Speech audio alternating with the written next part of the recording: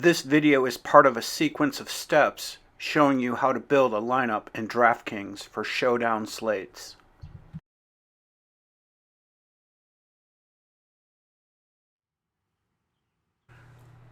Once we have all of our players entered from the pool from DraftKings, we need to enter the starting lineups so we can reduce that larger pool of players down to the ones that are most likely to score fantasy points in this game. Since we're reusing a file from a previous contest, we have players in there that need to be replaced with the current game's players. We can find the starting lineups in a number of places. You can go to ESPN, RotoWire, any number of online sources to find the starting quarterbacks, running backs, and wide receivers and other players for this game. If a player's name is spelled wrong or is not in the contest, we'll see the error codes shown on the sheet as NA.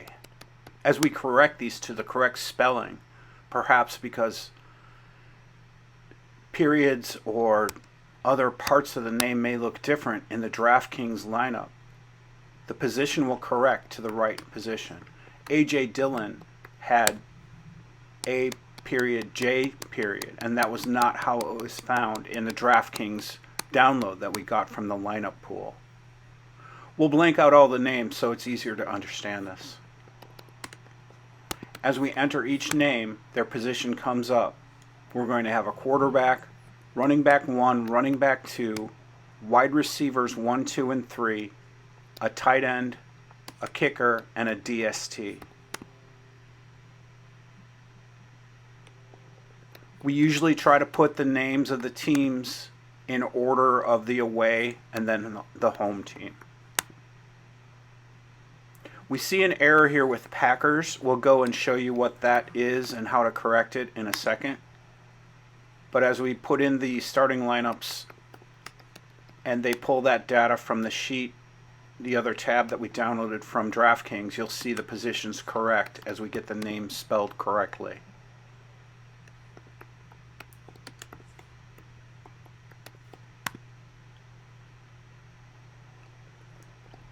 Super important to have the starting lineups for obvious reasons. You want the players that are in the game to be reflected in the data sheet because we want that pool of players to be the ones that are analyzed by the optimizer. We're putting in fifth string tight ends or players that are injured. They obviously aren't going to get points. Irv Smith needed a junior at the end of his name to be entered correctly. That sometimes shows up. Okay, now let's look at this Packers and Vikings. We'll go back over to the DK lineup tab, and we can see there's a slight little glitch in the entry for the Packers in that there's a space between the S.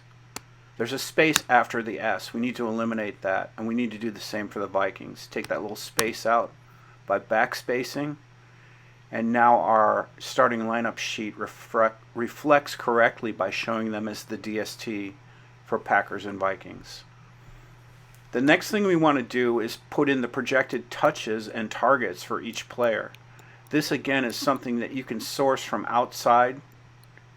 You can look on previous game logs and see how many times, how many snaps Kirk Cousins gets, how many touches Cook gets, how many targets the receivers get, and so forth.